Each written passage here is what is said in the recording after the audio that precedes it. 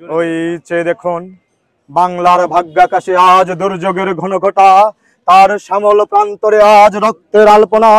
জাতির সৌভাগ্য সূর্য আজ অস্তাচলগামী, শুধু সুপ্ত সন্তান শিওরে বসে রুদ্যমনা জননী নিশাবসনের অপেক্ষায় প্রহর গণরায় রত।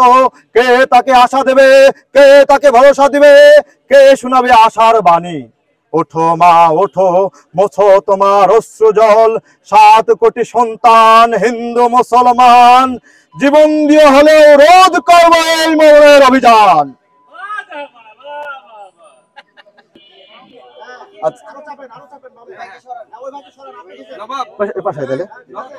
আপনি সামনে তাকিয়ে বলবেন যে আপনি কেন এই রূপে আসলে প্রচারণা এসেছেন রাবিতে, আপনার কি ধরনের ইস্তেহার আছে?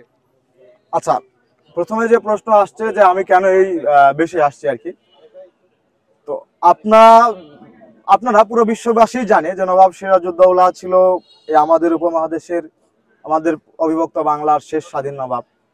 তিনি যখন পলাশীর প্রান্তরে পরাজিত এবং নিহত হন, তারপর থেকে বাংলাদেশের স্বাধীনতা আমাদের হাতছাড়া হয়ে যায়। আমরা পরাধীন জাতি হিসাবে প্রায় 200 বছর ইংরেজ ব্রিটিশ বেনিয়াদের রাজত্বের মধ্যে ছিলাম। তো তখন আমাদের উপর যে জুলুম অত্যাচার নির্যাতন, সেই ইতিহাস সবার কাছে জানা, এটা নতুন করে আসলে বলার কিছু নেই। তো আমি এখানে শুধু নির্বাচনী প্রচারণার দৃষ্টি আকর্ষণের জন্য আসছি এমন না, ব্যাপারটা হলো আমি একটা প্রতিবাদের জায়গা থেকে আসছি।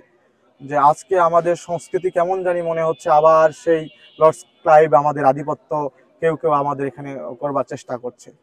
তো সেই জায়গা থেকে আমি আমার ভোটারদেরকে এটা জানানোর জন্য আসছি যে পলাশীর প্রান্তরে যেভাবে সিরাজউদ্দৌলাকে পরাজিত এবং নিহত করা হয়েছিল, প্লিজ এই যুদ্ধে এই পলাশীতে আপনারা আমাকে কেউ ছেড়ে যাবেন না, আমাদেরকে কেউ হারাতে দিবেন না। সেই জায়গা থেকে আমি চেষ্টা করছি যে প্রতিবাদ করে, মানে প্রতিবাদের অসঙ্গতি এবং সমাজের অসঙ্গতিটা তুলে ধরে আমাদের সংস্কৃতিতে ভবিষ্যতে কি হতে পারে, কি হতে যাচ্ছে, সেই জায়গাটা আমার ভোটারদের কাছে সচেতন করতে আসছি।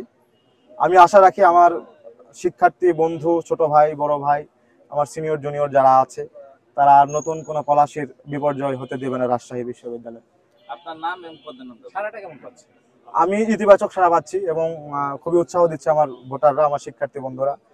তো এখানে আমি দেখলাম যে সবার মধ্যে একটা উৎফুল্ল ভাব, মানে ছুটির পর আবার নির্বাচন প্রচারণা আবার ঠিকভাবে এখনো সচল হতে পারেনি, কারণ এখনো সব শিক্ষার্থী ক্যাম্পাসে এসে পৌঁছায়নি। যাদের দূরে বাসা, অনেক 250, 300, 500 কিলোমিটার যাদের বাসা দূরে, তারা হয়তো এখনো এসে পৌঁছায়নি।